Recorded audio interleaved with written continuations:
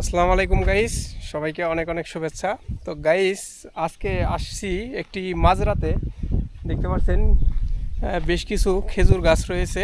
তো এই মাঝরাটিতে মেইন যে কাজটা করা হয় সেটা হচ্ছে এখানে ঘাস চাষ করা হয়। দেখতে পাচ্ছেন কত সুন্দর ঘাস হয়েছে সৌদি আরবের মরুভূমিতে। দেখতে পাচ্ছেন সম্পূর্ণ বালু এখানে দেখতে পাচ্ছেন।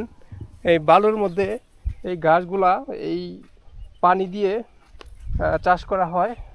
পানি না দিলে এগুলো হয়তো বাঁচতই না। এই এত সুন্দর ঘাস দেখতে পাচ্ছেন।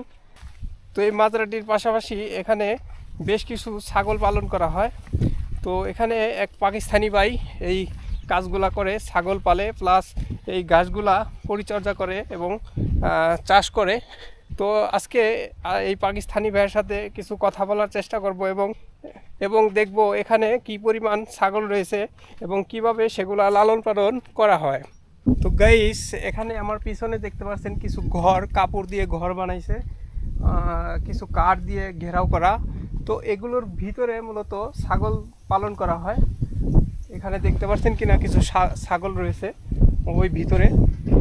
তো এই হচ্ছে পাকিস্তানি ভাই। এই যে দেখতে পাচ্ছেন এই पाकिस्तानी भाई এই ছাগলগুলা লালন পালন করে। तो भाई का नाम क्या है? मोहम्मद अशरफ। मोहम्मद अशरफ। कितना साल हुआ इधर आया? अभी थोड़ा महीना हुआ, दोस्त 4 महीने। 4 महीना हुआ। तो इधर कितना पैसा लगा के आया भाई? इधर पाकिस्तान से कितना पैसा लगता है? 3 लाख लगे। 3 लाख। पाकिस्तान का 3 लाख। 3 लाख चाहिए। তো পাকিস্তানি ভাই বললো সে 3 লাখ রুপিয়ে দিয়ে এখানে আসছে সৌদি আরবে এই মাজরার কামে। এখানে সে ঘাস চাষ করে দেখতে পাচ্ছেন এবং এখানে কি পরিমাণ ছাগল রয়েছে দেখতে পাচ্ছেন। তো এই ভাইয়ের কাছ থেকে জানার চেষ্টা করব এখানে কি পরিমাণ ছাগল পালন করা হয় এবং কিভাবে পালন করা হয়। তো ভাই এদের কিতনা বকরি হ্যাঁ? 50। বলতেছে এখানে 50টি বকরি রয়েছে। তো এ कैसे पलता है? सिर्फ इसको घास डालता है घास डालता है और बाहर छोड़ देता है घंटा 2 के लिए फिरने के लिए। बाहर छोड़ देता है और पानी पिलाता है। তো সে বলছে এখানে এই গাছগুলো যে চাষ করে সেগুলো খাওয়ায় এবং বাইরে বকরিগুলোকে ছেড়ে দেয় ঘাস খাওয়ার জন্য 2 ঘন্টার জন্য। তো এখানে দেখতে পাচ্ছেন ছাগলগুলা কত স্বাস্থ্যবান। তো এখানে সে বলতেছে এখানে আনুমানিক 50টির উপরে বকরি রয়েছে।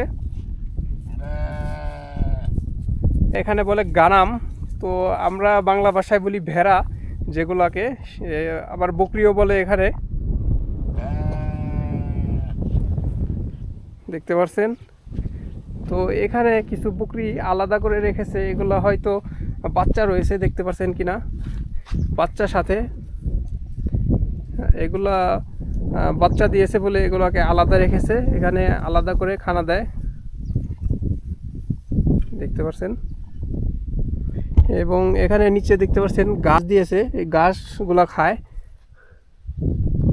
এই মাজরাটিতে।